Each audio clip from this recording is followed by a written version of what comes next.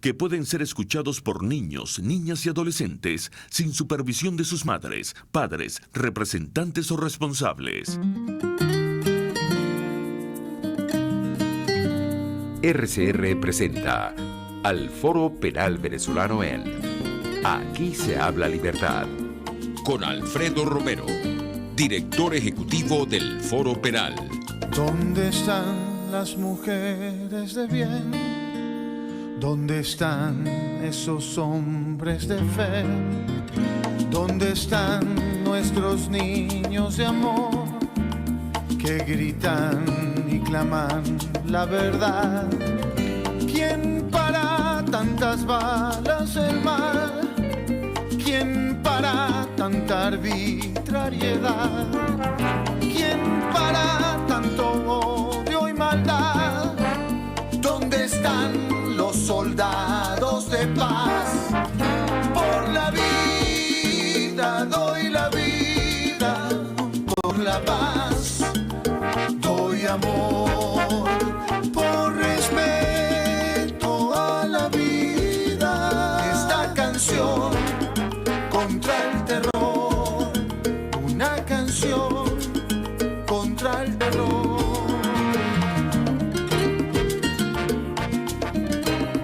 Muy buenos días a todos. Les habla Gonzalo Imiop Santomé, @ Imiop Santomé. Imiop es HIMIOB alta Santomé, todo pegado.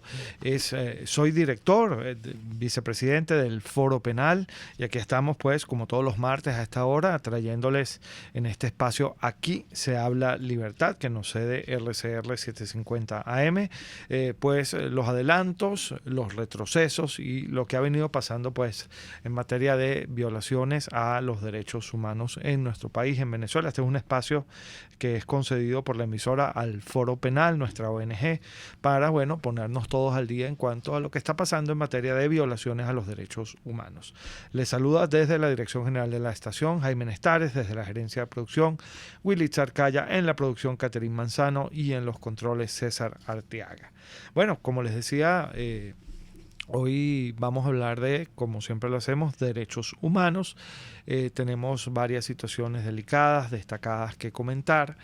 Particularmente nos queremos enfocar hoy en la situación de nuestros pueblos indígenas, de los hermanos indígenas que están pasando, pues, penurias bien significativas, especialmente en las zonas más alejadas del país, ya en las zonas que bordean con otros países, y queremos hacer especial referencia a lo que ha sido ya reseñado por los medios como la matanza de Icabarú, en esa zona, pues, donde también hay una prominente presencia indígena, particularmente de indígenas pemones. Pues se ha producido este fin de semana una terrible matanza, de nuevo por este tema del control de lo que son las zonas que integran el arco minero.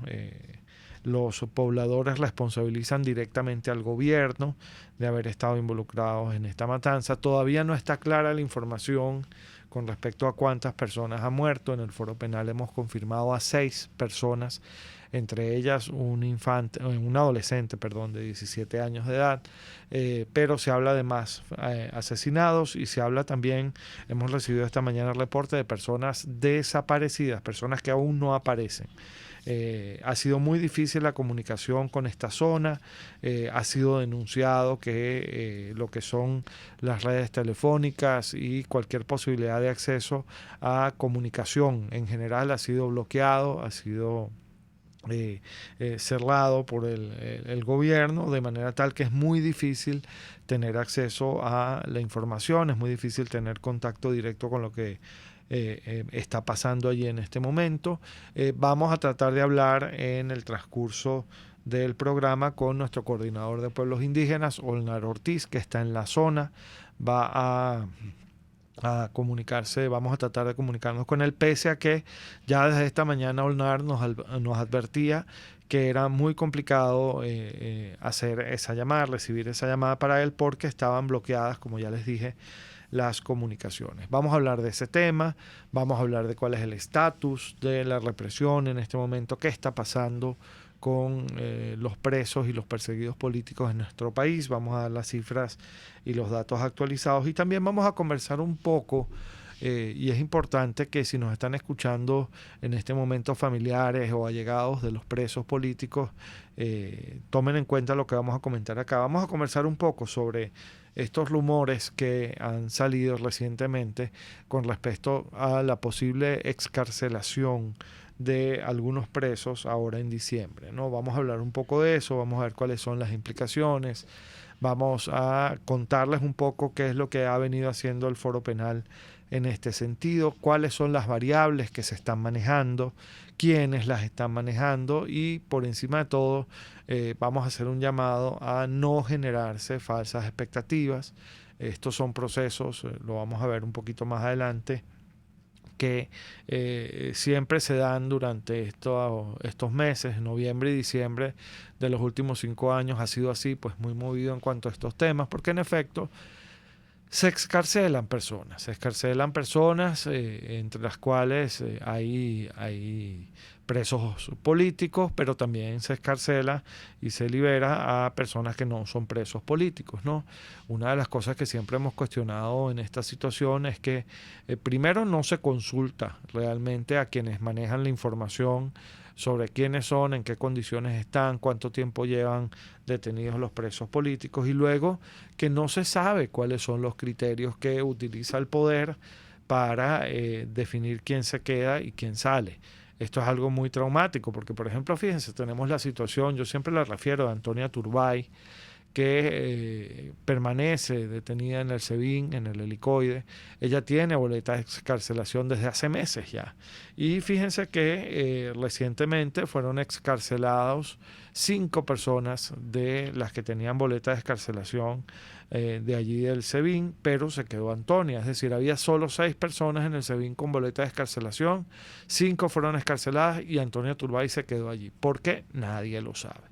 Esas son cosas que pasan y que tienen que ver con esto, pues con la falta de determinación de los criterios que se están utilizando para decidir quién eventualmente sale excarcelado y quién no. Son criterios que no se explican, no tienen base racional y por eso es tan difícil traducírselos, explicárselos a los familiares de los presos políticos. Hemos recibido esta semana, desde ayer lunes, yo particularmente, personalmente, he estado conversando con varios familiares de los presos políticos que están, pues, bueno, esperanzados y angustiados, ¿no?, con esta expectativa de una posible excarcelación que pueda tener lugar ahora en diciembre, ¿no? Vamos a conversar entonces fundamentalmente de esos 2 temas. Vamos a tratar de abordarlos los dos. Ya el equipo de producción está tratando de contactar a Olnar Ortiz allá en el estado Bolívar. Él es nuestro coordinador de los pueblos indígenas. Vamos a ver si podemos, si tenemos suerte,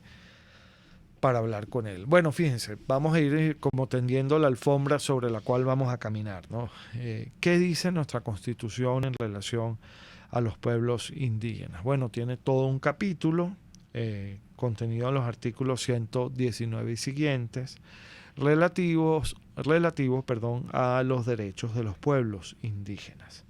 Dice el primero de estos artículos, el 119 de nuestra Carta Magna, que el Estado reconocerá la existencia de los pueblos y comunidades indígenas, su organización social, política y económica, sus culturas, usos y costumbres, idiomas y religiones, así como su hábitat y derechos originarios. Fíjense esto es muy importante.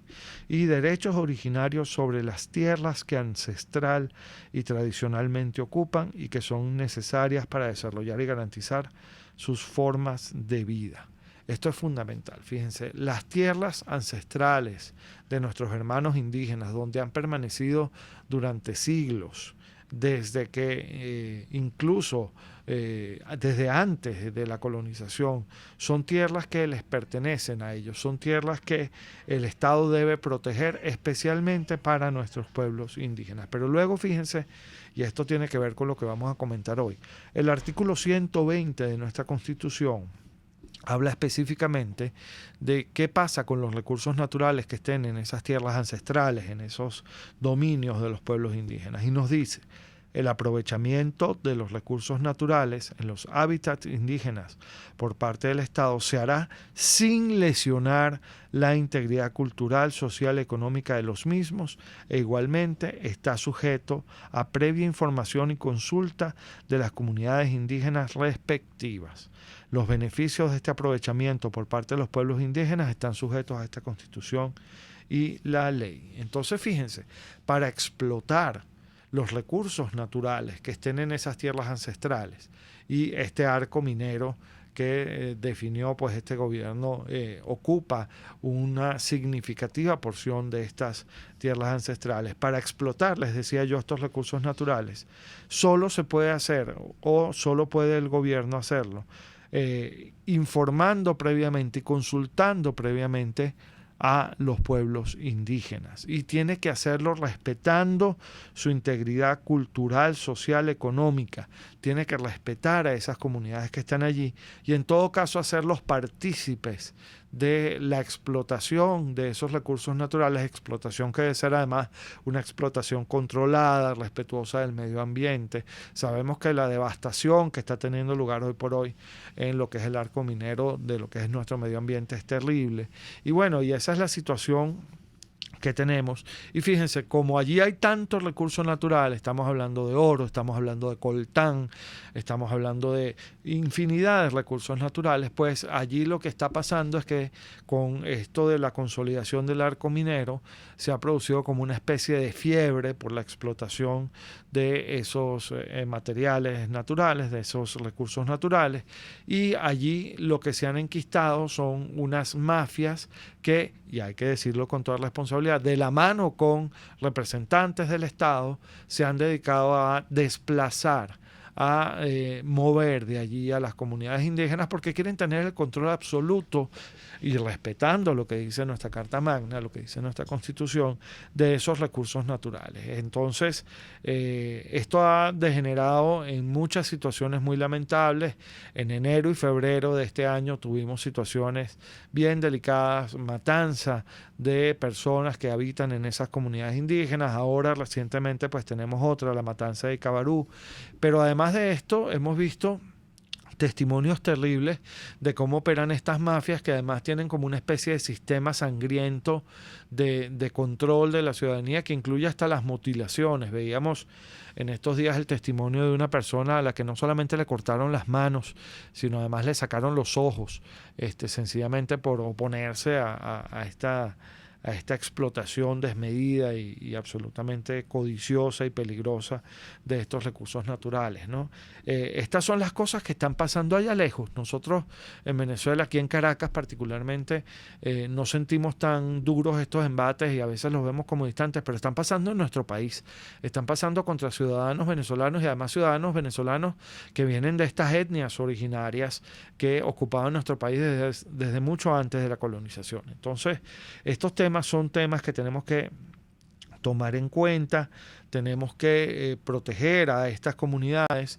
Entiendo además, fíjense que con esto de la explotación de estos recursos naturales, en estas comunidades ya no solamente habitan pobladores indígenas, sino que han acudido a estas zonas pues otras personas. Ya se trata, incluso la misma Icabarú era así, una población mixta donde ya no había solamente indígenas sino otras personas, pero todos están sujetos al mismo proceso de victimización, todos están siendo violentados en sus derechos, todos están siendo víctimas pues de estos ataques, de este control violento, de estos intentos por el control violento de estos recursos naturales, ¿no? Que además luego tienen otra consecuencia que es muy grave, que es que uno no sabe a dónde va a parar el provecho de la explotación de esos recursos. Entonces, en realidad no se está beneficiando el país, sino que se están beneficiando unos pocos que definitivamente están actuando de manera criminal contra quienes viven y han vivido toda su vida e incluso por generaciones en esas zonas, ¿no? Seguimos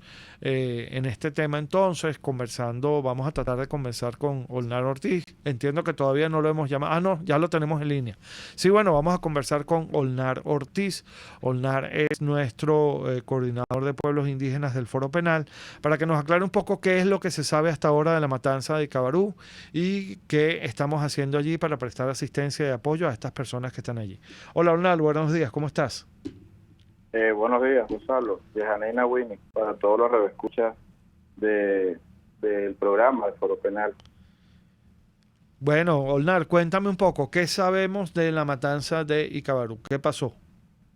Bueno, la información, a pesar de que ha pasado ya muchas horas, cada vez es mucho más confuso, a pesar de que nosotros tenemos personas en Santa Elena, Guairén, que nos han estado informando de primera hora del día sábado lo ocurrido.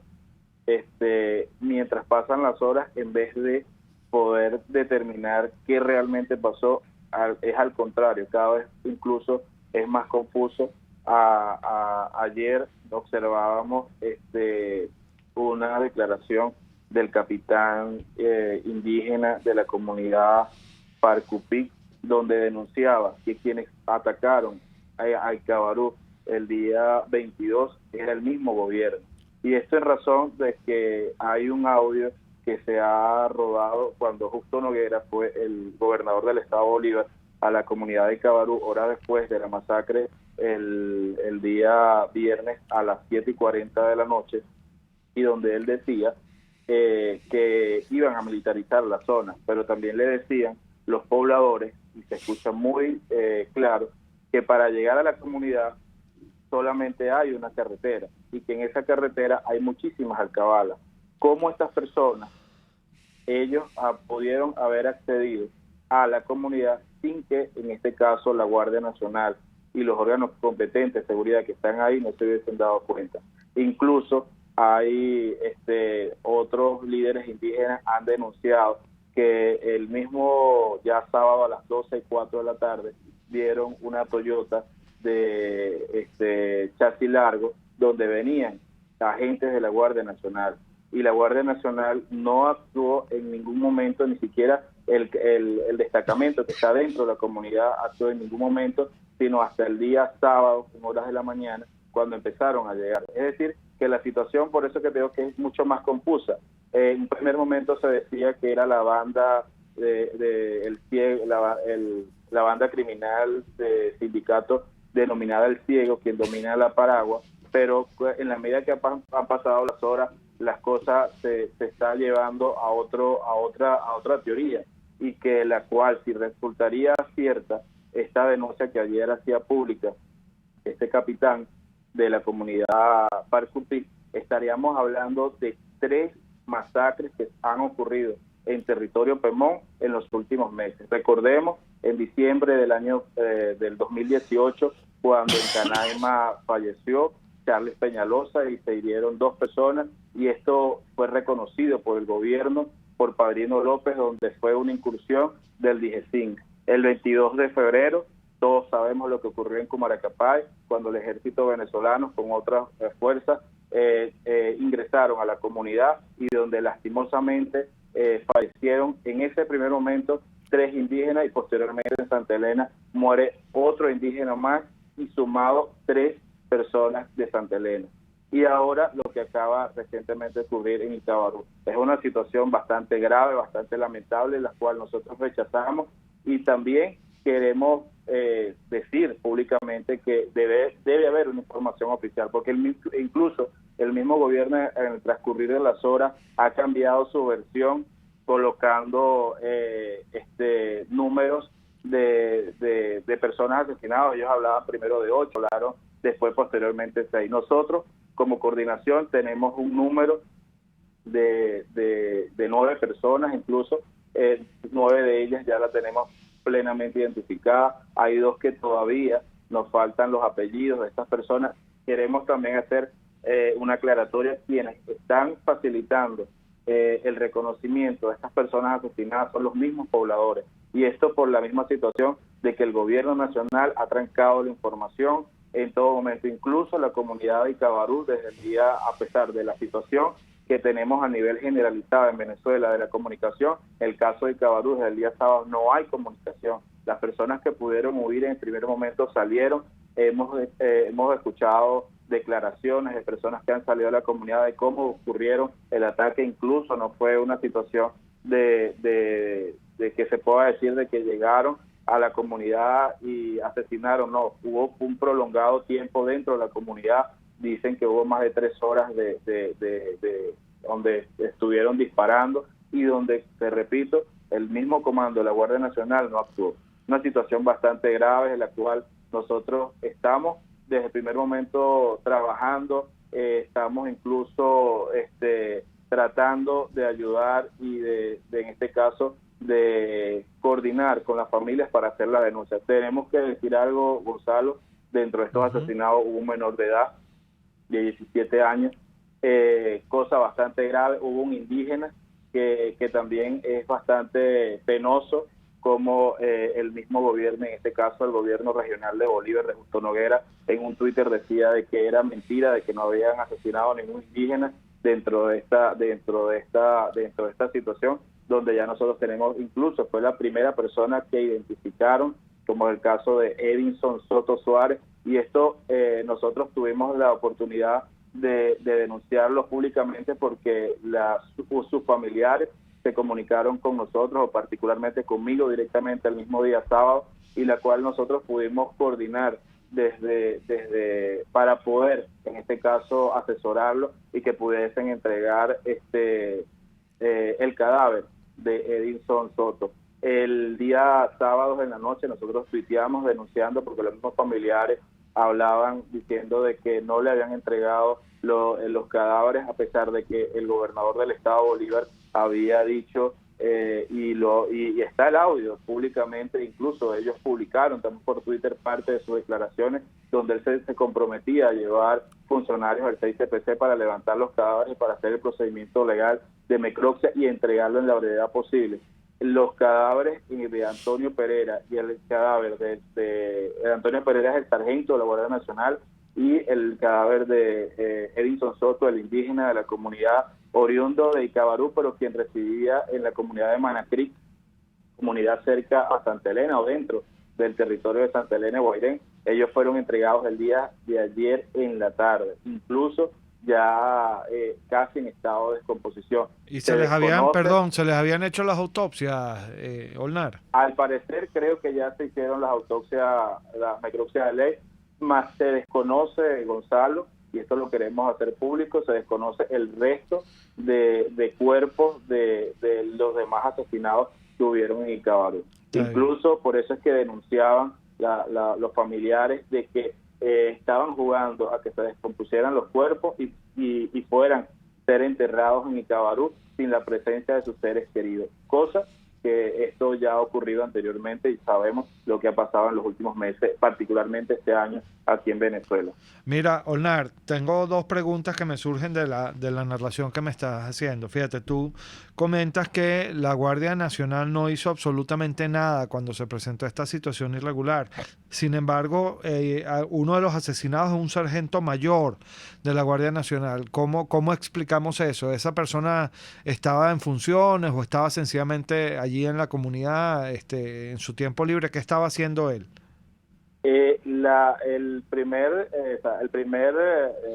Los primeros tiros o los primeros disparos se generan en la bodega de Gómez, apellido Gómez. Ajá. Él al parecer este ciudadano estaba en esa bodega, o sea, por las declaraciones que nos han dado, es como un sitio público donde habían varias personas, donde empiezan a disparar. En el momento que él se da cuenta, él pensaba desenfundar el arma, y es cuando recibe el primer disparo. Incluso creo que recibe un disparo en la cabeza. El caso de la Guardia, porque las otras declaraciones de personas que nos han dicho que el comando de la Guardia nunca salieron de ahí del comando. O sea, los efectivos de la Guardia Nacional nunca salieron de ahí. O sea, que el asesinato de Antonio Pereira fue porque estaba en Exacto. el momento donde empezaron a disparar, y en el momento que él trata de accionar o poder defenderse, habría que estar en el contexto de la situación, es cuando él recibe el disparo. O sea, pero no es que fue asesinado enfrentándose como parte de un contingente de la Guardia Nacional que estaba oponiéndose a esa acción irregular, sino que sencillamente estaba en el momento equivocado, en el lugar equivocado, y eso fue lo que le pasó. Correcto. Ok. Incluso esa es también otra de las cosas que se quiso en un primer momento decir, de que hubo un enfrentamiento. En un momento hubo ningún enfrentamiento. Fueron que entraron a la comunidad, incluso a la comunidad, a disparar. Una cosa, Olnar, tú me comentabas en estos días cuando hablábamos de este tema que esta es una comunidad mixta. ¿Puedes explicarle a nuestros escuchas, a nuestros oyentes de qué se trata? ¿Por qué se le llama una comunidad mixta? Sí, porque dentro, a pesar de que la comunidad es una comunidad indígena que está dentro del sector 7 del municipio Gran Sabana, para contextualizar, el municipio Gran Sabana está sectorizado. Y en el caso de la comunidad de Cabarú, está dentro del sector 7. Como es una comunidad minera, incluso está dentro de los límites de los 112.000 kilómetros cuadrados que dispuso el gobierno sin consulta previa a los pueblos indígenas de lo que es el desarrollo estatal del arco minero. Esta es una comunidad que en los últimos años, por la misma actividad minera que ha desarrollado, han ingresado personas, terceros, como se le llama dentro del pueblos indígenas, que no son propiamente indígenas y que han venido haciendo sus actividades, no solamente de minería, sino de comercio. Incluso Edinson Soto, él hacía su oficio era de transportista. Él vivía en Manacrí y iba a la comunidad, porque es una comunidad, por la misma situación de su actividad, se mueve mucho. Aparte de eso, que el acceso a la comunidad es bastante difícil y tienen que tener medios de transporte. Entonces, por eso es que esa comunidad venía, o ellos mismos se autodominaron como su población como una comunidad mixta, porque no solamente eran indígenas oriundos de Cabarú, incluso del municipio Gran Sabana, sino también eran terceras personas que han ingresado a la comunidad y que se le ha permitido trabajar, incluso vivir dentro de la comunidad. Mira, Olnar, otra cosa. Esta mañana me llegó un reporte de personas de la comunidad que no habían aparecido, que estaban desaparecidas. Yo recuerdo que, por ejemplo, cuando ocurrió lo de Cumaracapay, se presentó una situación similar, pero no era que las personas estaban desaparecidas, sino que habían huido. ¿Es posible que esté pasando lo mismo allá en esa zona de Cabarú? Posiblemente sí puede ser, porque en el momento, como te digo, no fue como se dijo en un primer momento, de que llegaron, entraron, dispararon y se fueron. No, hubo por un lapso de tiempo varios disparos y muchas de las personas salieron huyendo. Muchos de ellos son las personas que hoy nos han brindado un poco más de información, un poco para deslumbrar lo que ocurrió el día viernes. Y posiblemente muchas de esas personas, por temor, por miedo, están dentro en este caso, dentro del monte, o incluso pudieron haber llegado a la frontera con Brasil, que aun cuando desde Cabarú tengo entendido que es bastante lejos a llegar a la frontera, pero no se descarta tampoco que ellos hayan por temor huido al monte. En un primer momento se habló de una niña asesinada. Creo que esto ya está desmentido. Es así, ¿verdad, Olnar? Sí. Propiamente, es decir, de que se ha desmentido, no ha habido ninguna fuente oficial. Se rumoró de que había una niña de 8 años. Nosotros tratamos incluso con las personas, como te digo, que los que pudieron han salido y pudieron observar antes de salir de la comunidad. No, algunos dijeron que sí, otros informaron que no. Las últimas declaraciones que hemos recibido, no ha habido tal niña, pero como te digo, no hay una información oficial. Nosotros lo damos por descartado porque no tenemos mayor información al respecto, pero no podemos descartarlo de manera completa, porque obviamente mientras no haya una información oficial o incluso no se restablezca la comunicación dentro de la comunidad, muchas de estas dudas que tenemos quedarán todavía en interrogantes. Eso es algo importante lo que me estás diciendo. Entiendo que las comunicaciones están completamente bloqueadas y que esto es deliberado. ¿Es así, Olnar? Es así. Incluso es el mismo guión que ocurrió cuando Cumaracapay. el mismo guión que ocurrió en Santa Elena. Bueno, y eso contra lo que conspira es contra la verdad, porque independientemente de cualquier cosa, a todos nos interesa la verdad, que se adelante una investigación objetiva, imparcial sobre este tema. Ya tenemos que ir a un corte, Olnar, pero ¿hay algo que quieras añadir? No, lo que podemos decir es que nosotros en este momento, como te digo, vamos a disponer, a pesar de que ya en Santa Elena hemos trabajado, muchas personas por eso se han venido comunicando, vamos a disponer de mi número celular privado para que puedan hacer las denuncias, para nosotros poder canalizar esta situación, hacerla como ya lo estamos haciendo a nivel internacional, porque hay que decir esto, Gonzalo. Desde el primer momento nosotros hemos estado en contacto con las personas tanto de la ONU como de la OEA y conocen y saben lo que ocurrió en Icabarú, a pesar de que el gobierno ha tratado de bloquear la información a nivel nacional. Sí, ha sido bien delicado esto. Pero bueno, muchas gracias, Olnar. Vamos a estar muy pendientes de tu trabajo por allá, por supuesto apoyando en lo que podamos aquí desde lo que es Casa Matriz de Foro Penal. Es importante que se sepa que ya la población indígena de Cumaracapay tenía unas medidas de protección dictadas por la Comisión Interamericana de Derechos Humanos, y el Foro Penal va, una vez que haya recabado pues los testimonios y las evidencias que se necesitan, va a pedir que se amplíe esta medida de protección a todas estas comunidades, no solamente a Cumaracapay, sino a Icabarú y a todas las comunidades en las que se estén presentando estas situaciones. Bueno, tenemos que ir a un corte, ya regresamos. Muchas gracias, Olnar, por tu trabajo, y estamos muy pendientes entonces de cualquier nuevo desarrollo. Ya volvemos. Gracias, Olnar. Bueno, ya volvemos con más de Aquí se habla libertad. Les habla Gonzalo Imión Santomé, director vicepresidente del Foro Penal. Ya regresamos. Usted escucha al Foro Penal Venezolano en Aquí se habla libertad, solo por rcr.tv, la radio que se ve. Sintonícenos a través de Periscope, @RCR750, la radio que se ve. Ávila Gallery, en alianza con el Inca de San Bernardino, te invitan a disfrutar de la reapertura de este único lugar dedicado al deporte y la cultura. Vive la experiencia de este superespacio en crecimiento que es el Inca de San Bernardino. Síguenos en Instagram por @AvilaGallery1 en número o llámanos al 0414-127-4060. Ávila Gallery, tu centro de arte moderno.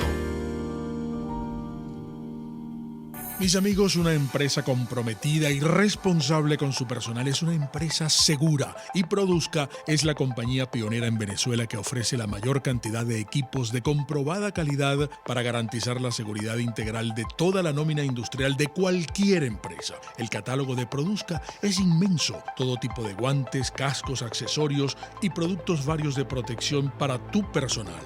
Conoce más de Produzca en www.produzca.com. Produzca, seguridad en tu empresa de los pies a la cabeza. Informe RCR presenta titulares. El presidente interino de Venezuela, Juan Guaidó, afirma que la protesta sostenida continuará siendo la estrategia para presionar la salida de la dictadura. Ronald Rodríguez, profesor del Observatorio de Venezuela en la Universidad del Rosario en Colombia, destacó cómo se acentuó la xenofobia contra los venezolanos en ciudades como Bogotá y Cali, que estaban bajo el toque de queda. Particularmente el gobierno colombiano ha sido solidario, pero ha enviado un mensaje, digámoslo así, errado, en la medida en que ha convencido a muchos nacionales que el tema de la migración es un tema temporal, cuando la migración no es un tema temporal. Esto ha generado sobre todo malestar en la sociedad colombiana, y la respuesta que ha venido dando el gobierno colombiano es una respuesta bastante desacertada.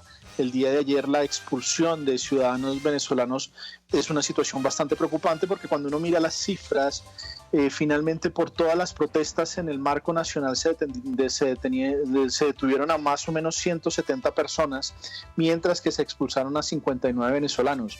Es decir, el mensaje que envía el gobierno es como si todos los episodios en los cuales se presentó algún tipo de vandalismo estuvieran concentrados en la nacionalidad venezolana, y creo que eso es un grave error, sobre todo para el proceso de integración. Finalmente, estos ciudadanos, independientemente de que hayan cometido o no un delito en Colombia, ya están en una condición de migrantes, y por la situación de una emergencia humanitaria compleja que vive Venezuela. La Sociedad Venezolana de Puericultura y Pediatría denunció la malversación de la ayuda humanitaria. En internacionales, la oficina en Colombia de la Alta Comisionada de la ONU para los Derechos Humanos pide aclarar la muerte del joven herido durante protestas en Bogotá. Y en los deportes, Real Madrid recibe esta tarde al PSG de Francia en partido de la Liga de Campeones. 11:38.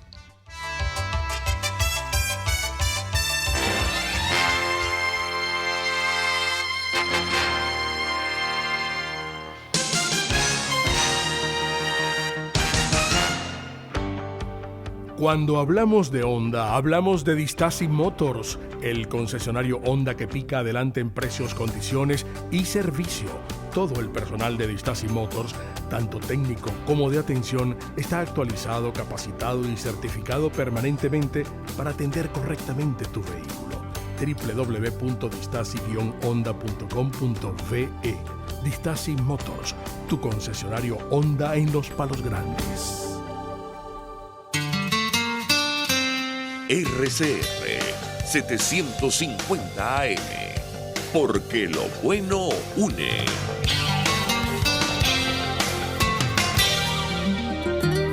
Les estamos presentando al Foro Penal Venezolano en Aquí se habla libertad.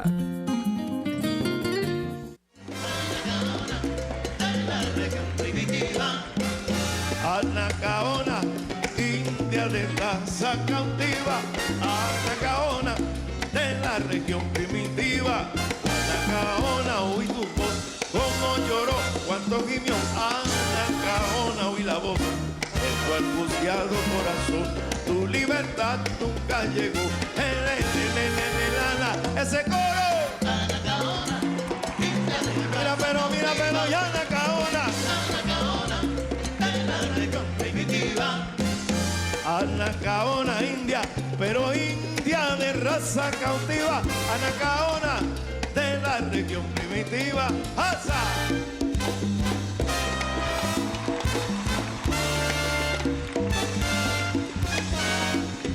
Dice Anacaona, alecto de Anacaona. Y esa india que de raza noble y abatida, alma de blanca paloma y Anacaona, india que muere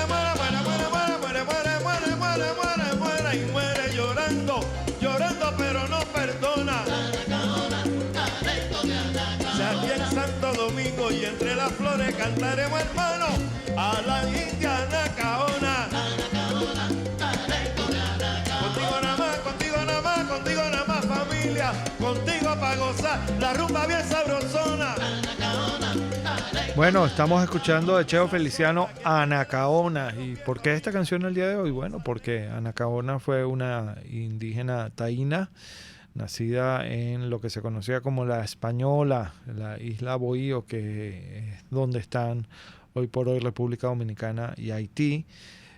Cuando llegaron los europeos pues a esta isla en 1492, en un principio Anacaona, que era una cacique taína, pues los recibió con los brazos abiertos e incluso sentía gran admiración por los españoles y por las personas que estaban llegando para allá. Pero fíjense, mal paga el diablo a quien le sirve. Anacaona fue ahorcada, se estima que en 1503, porque al final del día, pues vistos los abusos de esa gesta colonizadora en esa isla en concreto, pues decidió pues tomar las armas y oponerse a esos abusos, ¿no? Y como eso fue así, fue ahorcada.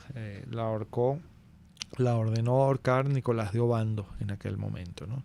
Abusos contra los indígenas que no cesan, siglos de abusos.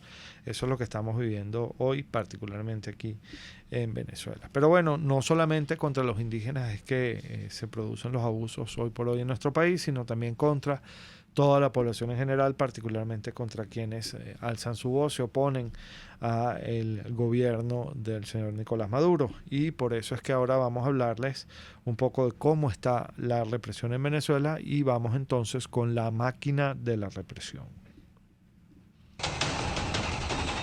La máquina de la represión. Desde el 1 de enero de 2014 hasta esta fecha, hasta el día de hoy, se han producido 15.210 arrestos. 15.210 arrestos por motivos políticos. De estas personas, 8.986, ya estamos llegando a las 9.000 personas, se mantienen sujetas a procesos penales por motivos políticos, pero bajo medidas cautelares, es decir, no están en la cárcel, pero están restringidos, limitados en su libertad, y con estos procesos penales sobre sus cabezas, siempre como unas bombas de tiempo que les pueden estallar en cualquier momento, ¿no? Además, tenemos que al día de hoy tenemos 397 personas categorizadas como presos políticos por el Foro Penal, es decir, hemos superado ya formalmente los 9.000 criminalizados, entre los que están bajo medidas cautelares y los que están presos, los 9.000 criminalizados por motivos políticos, solo de 2014 hasta acá. 852 civiles han sido presentados ante los tribunales militares. De los 397 presos políticos, 21 son mujeres, 117 son militares, y fíjense, solamente 20 están condenados. Y la mayoría de esos condenados, como ya lo hemos dicho en otras oportunidades, han sido condenados porque han sido forzados a admitir los hechos, es decir, a admitir responsabilidades en delitos que no han cometido. Esa situación nos refleja además que 377 de los presos políticos, más todos los que están bajo medidas cautelares, son personas que están siendo criminalizadas, están siendo limitadas, restringidas en su derecho a la libertad sin haber sido condenadas, es decir, no están siendo ni tenidas ni tratadas como inocentes, que es lo que ordena la Constitución, es lo que dice nuestra Carta Magna. Esa es la realidad de la máquina de la represión en este momento en nuestro país. Bueno, y así están las cosas entonces con la máquina de la represión. Así está funcionando la máquina de la represión en nuestro país.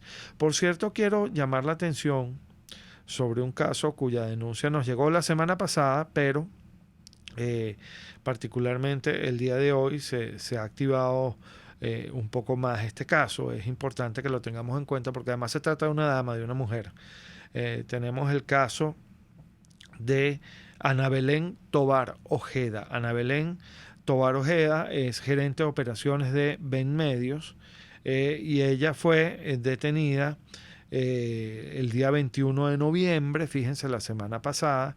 Se encontraba en su lugar de trabajo, en la oficina de Ben Medios, cuando llegaron funcionarios de la DGCIM. Con una supuesta orden de allanamiento, sacaron a todos los empleados al pasillo del edificio, entraron a la oficina, revisaron todos los equipos y se llevaron a varios de los empleados. Entre ellos estaba Ana Belén Tovar Ojeda. Ana Belén está desde ese momento materialmente y técnicamente desaparecida. ¿Por qué? Porque nadie sabe dónde está. Nadie sabe dónde está. Las autoridades no han permitido que ni sus familiares ni sus abogados tengan contacto con ella. No sabemos, no ha sido confirmado si ha sido presentada o no ante los tribunales. En todo caso, si fue presentada, se le impuso una defensa contra su voluntad porque ella tenía pues sus abogados ya pendientes del caso, y hasta este momento pues no se sabe nada de ella, ¿no? Es bien delicada esta situación, es importante reiterarla y denunciarla. Estamos esperando a ver cuál es el desarrollo de los acontecimientos. Esto, por cierto, no aparece reflejado en estas cifras que les acabo de leer, porque estas son cifras actualizadas hasta el día de ayer. Hoy fue que recibimos formalmente esta denuncia, de manera tal que, fíjense, ya no serían 21 sino 22 mujeres las que están presas al día de hoy en nuestro país por motivos políticos. Oye, y meter presa a una mujer por alzar su voz o porque sencillamente, como siempre lo digo, estaba en el lugar equivocado en el momento equivocado, es decir, arbitrariamente llevársela detenida es como pisar las flores. Eso no se hace, eso no está bien. es muy delicado, sobre todo tomando en cuenta que el día de ayer se festejaba el Día Mundial para la Erradicación de la Violencia de Género en el mundo entero. Entonces, fíjense, esta forma de violencia institucional, que es también de alguna manera violencia de género, se está dirigiendo contra las mujeres, se está materializando en nuestro país, y entonces salen nuestros representantes del gobierno llenándose la boca diciendo que aquí se respeta a las mujeres, que aquí Venezuela está avanzadísima en materia de respeto a la mujer y en materia de lucha contra la violencia de género, y cuando vemos lo que está pasando en materia de persecución por motivos políticos nos damos cuenta de que no es tan así. Bueno, y esa es la realidad, eso es lo que estamos viviendo entonces en cuanto a la máquina de la represión. Y esto me va a abrir la puerta para yo comentarles algo que quería comentar al principio. Les decía que hoy íbamos a tocar dos temas. Íbamos a tocar el tema de lo que fue la masacre de Icabarú, y quería tocar también el tema de estos rumores que están circulando en cuanto a la posible excarcelación de algunos presos políticos ahora en diciembre. Varias cosas que hay que destacar. Primero, esto desde hace unos 5 o 6 años ha sido así. En diciembre siempre se producen normalmente de manera sorpresiva, pese a que siempre hay muchos runrunes, muchas cosas que se dicen y que se dejan de decir con respecto a este tema, siempre se producen de manera sorpresiva excarcelaciones que incluyen presos políticos. Y lo digo así porque no incluyen estas excarcelaciones solo a presos políticos, sino también a presos comunes que son disfrazados, por decirlo de alguna manera, de presos políticos, para que el gobierno diga que es que está de alguna manera controlando esta situación, ¿no? Que de alguna manera está teniendo gestos de buena voluntad. Esto es lo que está corriendo el día de hoy, que es decir, que ahora se va a producir o se van a producir algunas excarcelaciones. Yo quiero hablar de esto con detalle, no quiero interrumpirme, así que como ya me está aquí haciendo Caterín la seña de que tengo que ir a un corte, nos vamos a un corte, y cuando regresemos, aquí se habla libertad, que está aquí, Gonzalo Imión Santomé, director vicepresidente del Foro Penal, les va a seguir hablando un poco de este tema y les va a hacer, sobre todo a los familiares de los presos y perseguidos políticos, algunas advertencias que es importante tomar en cuenta en estos casos. Ya regresamos con más de Aquí se habla libertad. Usted escucha al Foro Penal Venezolano en Aquí se habla libertad, solo por RCR.tv, la radio que se ve. Puede seguir nuestra programación a través de RCR.tv, la radio que se ve. En Arnamar contamos con una muy extensa gama de productos cosméticos de primerísima calidad para el cuidado personal de toda la familia. En Arnamar nos sentimos orgullosos de ofrecer tratamientos especiales para el cabello y para la piel tanto de adultos como de niños, bajo las más estrictas normas internacionales. Y en Arnamar siempre estamos innovando para satisfacer las exigencias de la calidad de vida de hoy. Arnamar Cosméticos, toda una vida dedicada al cuidado personal de la familia venezolana. Moisés Naim en Efecto Naim. Hola, soy Moisés Naim desde Washington. Conéctese a rcr.tv. También nos puede seguir por @Efecto Naim en Twitter. Y estamos en Facebook y en Instagram. Y no olvide que puede disfrutar todos los contenidos del programa cuando usted quiera, suscribiéndose a nuestro canal de YouTube. Nos vemos en la radio. Los miércoles y viernes a las 7 de la noche. Solo por RCR 750 AM. Les estamos presentando al Foro Penal Venezolano en Aquí se habla libertad.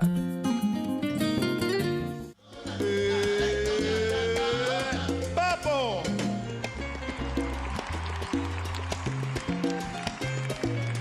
Ey, ¿qué pasó? No se oye esa clave, mi gente. Zapa, zapa, zapa, ahí.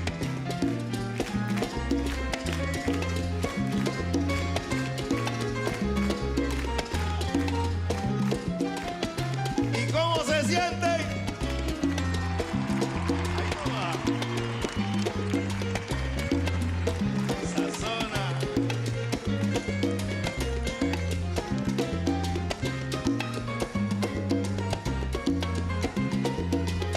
Vengan, bailen, bailen, bailen, bailen.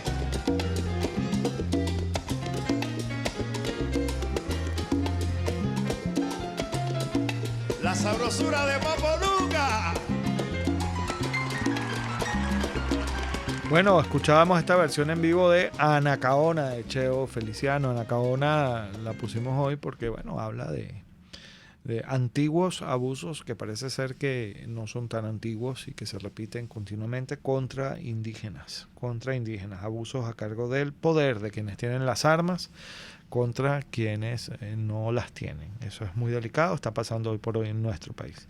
Pero bueno, yo les estaba hablando de estos rumores que se están dando en cuanto a la excarcelación posible de presos políticos en nuestro país. Posiblemente ahorita en diciembre. Entonces, bueno, lo primero que les estaba diciendo es que esto es usual. En diciembre, desde hace unos años para acá, sí se excarcela a algunos presos políticos. Y yo digo excarcelar y no liberar, porque excarcelar es una cosa y liberar es otra. Excarcelar es sacar de la cárcel, lo cual siempre es un buen paso, por supuesto, hacia adelante. Pero excarcelar no es dar la libertad, que es lo que es liberar.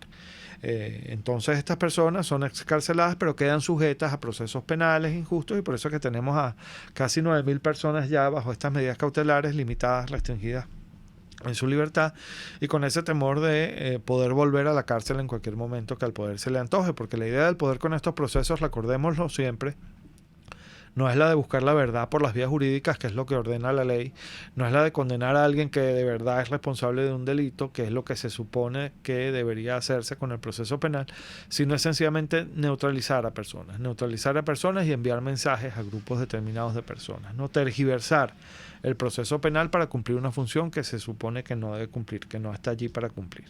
Pero bueno, esto siempre se ha dado en los últimos años. Ahora bien, ¿qué pasa? Esto es parte de lo que se ha venido conversando entre lo que es la Oficina de la Alta Comisionada para los Derechos Humanos de la ONU y algunos sectores del gobierno. Eso es lo que está pasando. Aquí no es que está metido un grupo de negociadores, ni está metido lo que llaman la mesita o la mesa esta de negociación y acuerdos, no. Esto es parte de lo que se ha venido adelantando desde hace meses, además con la Oficina de la Alta Comisionada para los Derechos Humanos de la ONU, que por cierto el 18 de diciembre va a emitir una nueva actualización de lo que es su reporte sobre Venezuela. En este contexto y de cara a la publicación de esa actualización es que se están dando pues estas conversaciones.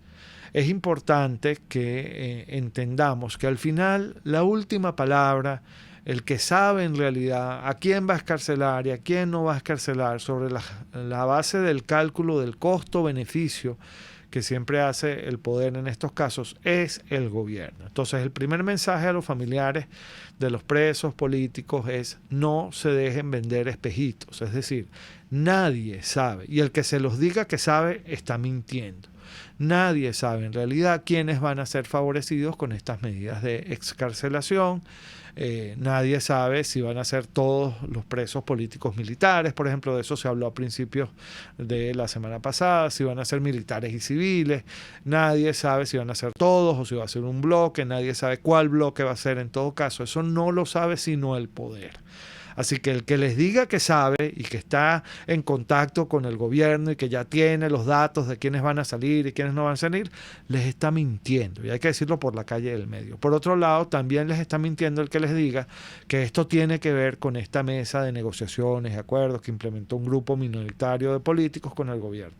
Porque esto tiene que ver y ha sido adelantado desde la Oficina de la Alta Comisionada para los Derechos Humanos de la ONU con el gobierno.